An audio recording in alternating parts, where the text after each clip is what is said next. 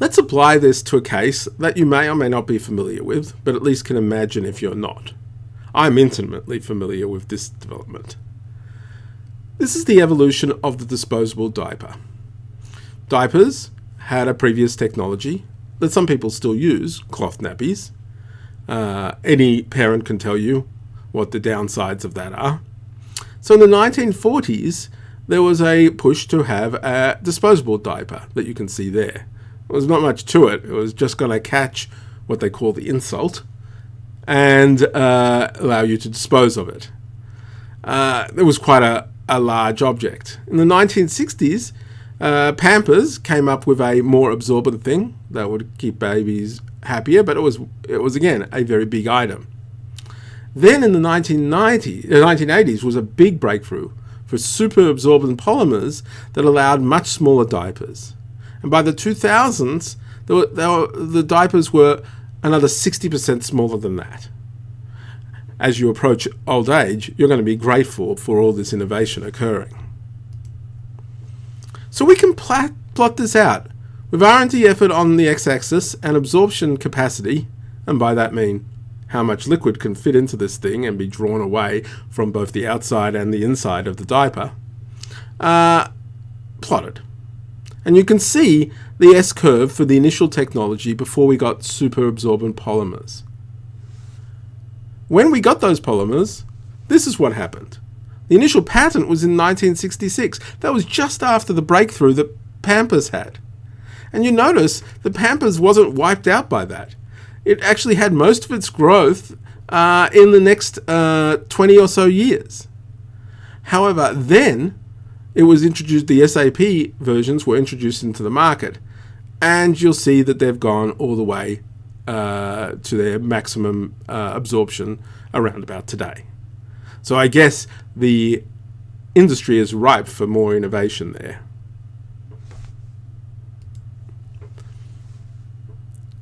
We see these sorts of relationships also in other areas. One famous one is Moore's Law, which talked about the doubling of transistor count every 18 months or so on microprocessors.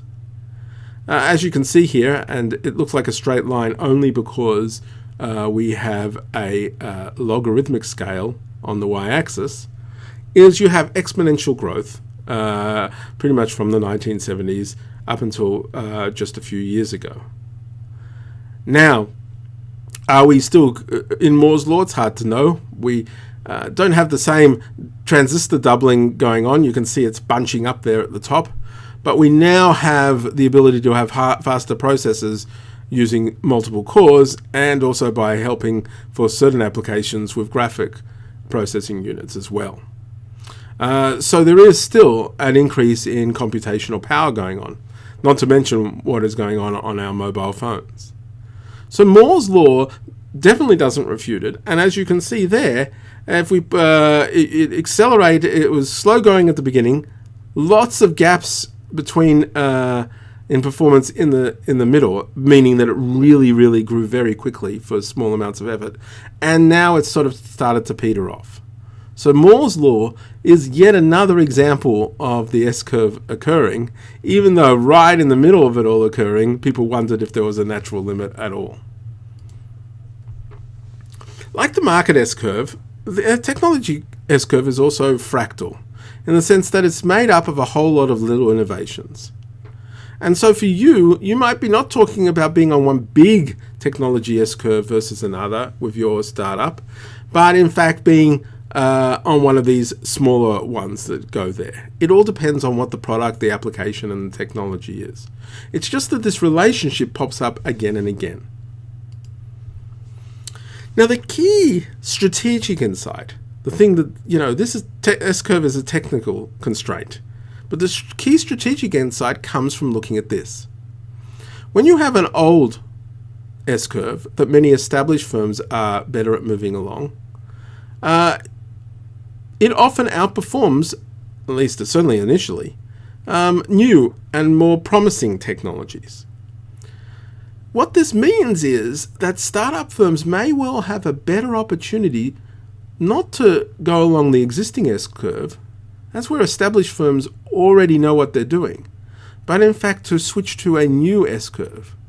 Now they'd have to sacrifice some performance level, which has some implications for the customers they target, but this may allow them to outclass the established firms into the future. Again, this happened with smartphones. The established firms of Nokia, BlackBerry, Motorola, and Ericsson all were on an existing S-curve, whereas Apple, Samsung, HTC, and others were on a new S-curve. Now that played out remarkably quickly. Most of these things are not so fast. Well, how does this relate to another place where these technology trajectories come along? That's in disruptive innovation. You may have already read about this. Clay Christensen, depicted here, also looked at time and on the y-axis was customer value. But it was also related so intimately to performance, because that's what the customers value. An established technology may do better than a disruptive technology, but a disruptive technology over time can actually have a faster rate of improvement.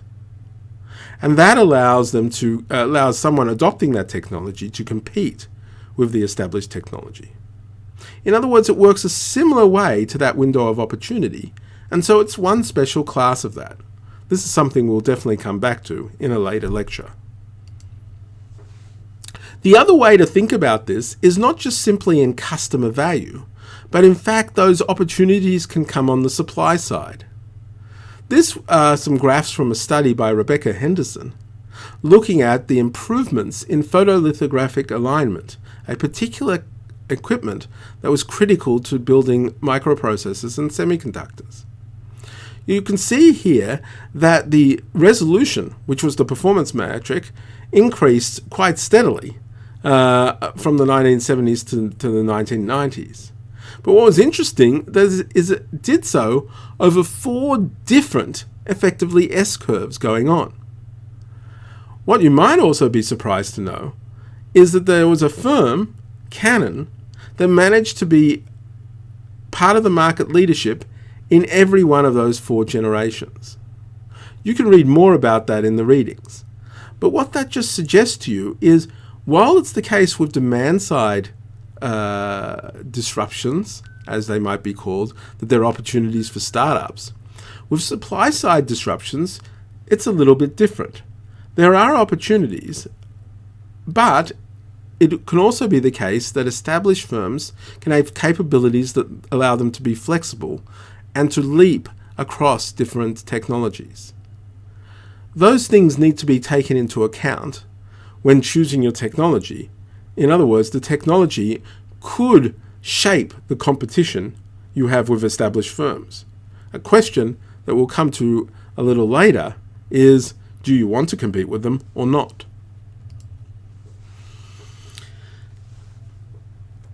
Up until recently, the S-curve was really taken as an environmental fact. It's just a technical constraint and you had to live with it. But we've wondered recently if it's a process that can actually be managed. For instance, just ask yourself, what choices might result in a particular technology S-curve for a given idea? The S-curve is really made up of 3 stages. There's an exploration stage, where you're working out what the technology is all about and what it can do. There's an exploitation stage, which I already described, where you get into a situation where you understand that and you put all of your technical energies into making it better and making it able to be in products that can go to market. Finally, there's a stage of maturity where all the innovation looks very incremental, but it's all off a very solid base. The question is, can your choice of technology and the choices you make right up front impact on how long the stage of exploration is and how long the stage of exploitation is? And there's likely to be a trade-off between the two.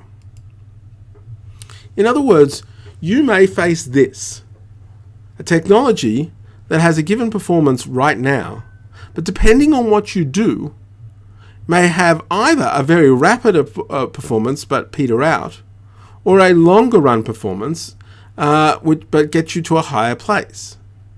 There are trade-offs here. For a startup where you're trying to make your mark in a market where performance matters, you may be tempted to do things very quickly. The question you have to ask yourself is, are you mortgaging your future by doing that? So you have to go from figuring out whether a technology is disruptive to actually going and choosing a disruptive trajectory. You could choose something that is in fact not so disruptive but compatible with established firms. One special case of this is minimum viable products. This was a term introduced by Eric Ries in the Lean Startup, and a lot of startups these days who pursue particular entrepreneurial strategies, again, more of that later, actually are very keen on putting out products that allow them to experiment, allow them to interface with the customers, and allow them to move very, very quickly. In other words, what these products do is they move you quickly past the exploration stage and into exploitation, where you can improve very rapidly. Now that's a good idea, but the problem is, if you get put on that path, will you stunt your growth into the future? If you choose code or something else that allows you to ramp up right now, will that harm you getting to scale later on? This is a trade-off many startups face. So finally, choosing among technologies isn't an easy thing. It's in fact one of the more difficult set of choices that you'll even want to realize, let alone work your way through. The first step is to understand that you've got distinct technological choices and to compare them, especially regarding performance and trajectory trade-offs. You want to be able to actually pick those performance metrics such that they actually matter in the market. That itself can be quite a difficult exercise. Do you want to align yourself with the performance metrics of the industry, or do you want to choose consumers and choose your customers and move them along to other performance metrics? Again, that all depends. It depends on your other choices. You also have to assess the cone of uncertainty. You have to realize that technologies are uncertain. While it's tempting to think of something as disruptive just because it doesn't perform well but has some nice features, that doesn't mean it's got the underlying basis to have a very rapid trajectory of improvement. Instead, like many good ideas, they may turn out to nothing, and so you might be left with low performance and no improvement trajectory. You're going to need some technical expertise and some heavy guessing to work your way through that. Finally, the way you should approach this is, once you've identified these S-curves and once you've assessed their degree of uncertainty, you have a choice. And that choice is related to all the other choices in entrepreneurial strategy. So this will be nicely nested in all of that. That said, I want to leave you on a thought that we've come up with time and time again. There are many worse business plans than predicting Moore's Law 3 to 4 years out and then designing technology and building a company around that. If you're close to using computers, IT, or anything like that in your business, this is perhaps something that is good to go by.